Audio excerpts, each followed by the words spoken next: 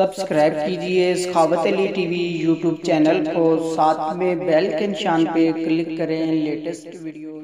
अस्सलामुअलैकुम फ्रेंड्स, मैं हूँ आपका होस्ट सखावत अली। आप देख रहे हैं Sakhawat Ali TV YouTube channel.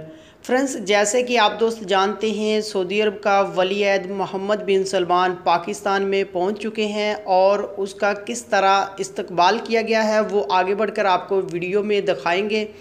और सऊदी अरब के अंदर जो पाकिस्तानी भाई रहते हैं उनके लिए बहुत ही जल्द खुशखबरी आने वाली है और पाकिस्तान के अंदर भी खुशहाली बहुत ही जल्द आने वाली है।